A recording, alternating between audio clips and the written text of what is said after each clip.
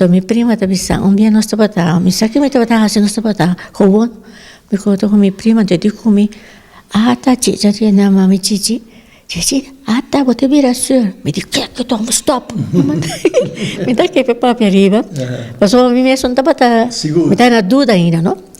No quiero comenzar el año nuevo con este mismo amor que me hace tanto mal. Bueno, fue un placer conocerte. No, para mí obviamente es un gusto poder llegar a las Antillas a través de estas cámaras y darle un saludo a toda esa gente maravillosa que a lo largo de 25 años ha apoyado mi carrera y a todos los artistas de Venezuela.